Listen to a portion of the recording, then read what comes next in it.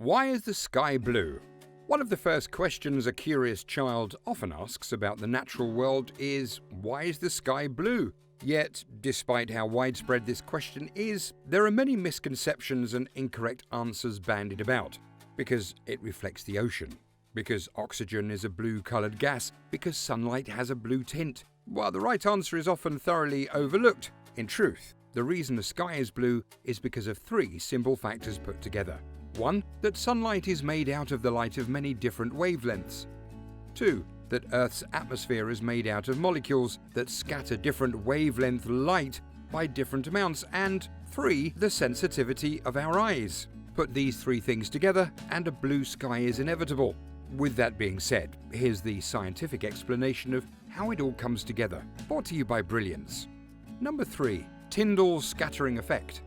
The first steps towards correctly explaining the blue colour of the sky were taken by John Tyndall in 1859. In one of his researches, he discovered that when light passes through a clear fluid holding small particles in suspension, the shorter blue wavelengths are scattered more strongly than the red. This can be demonstrated by shining a beam of white light through a tank of water with a little milk or soap mixed in. From the side, the beam can be seen by the blue light it scatters, but the light seen directly from the end is reddened after it's passed through the tank.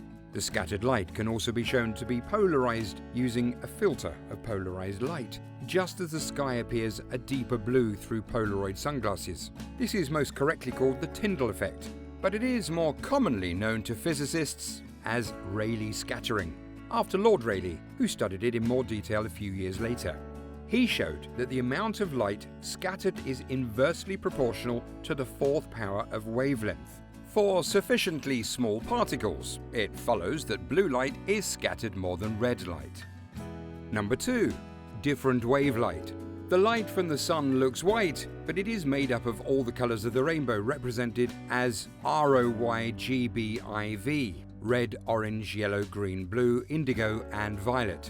When the white light shines through a prism, the light is separated into all its colours. And just like energy passing through the ocean, light energy travels in waves too.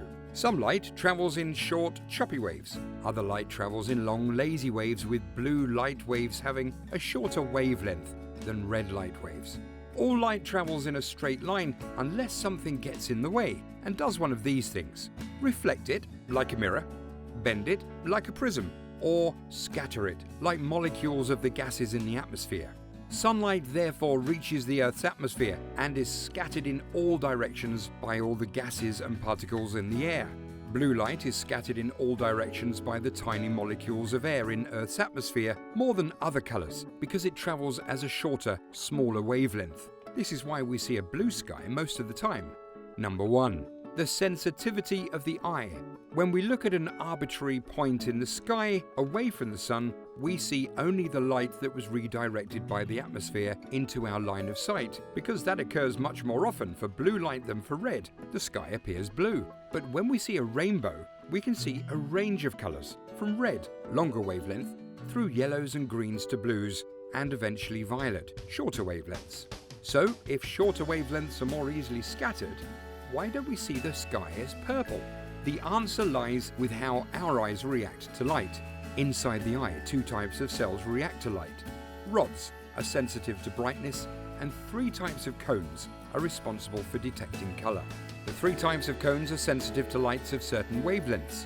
The blue cones are more sensitive to blue than violet, so when you look up at the sky, the cones tell your brain you are seeing blue, even though there is violet there.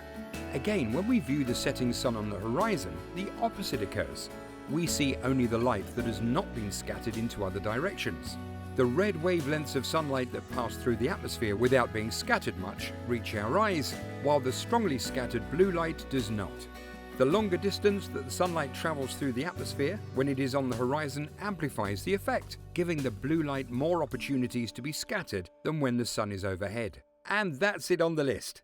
Do you have any more burning questions about the planet? Let's hear your view in the comment section below. And if you like this video, chances are you'll also like some of our other videos. And just before you close this page, hit the thumbs up button to like this video, share it with your friends and subscribe.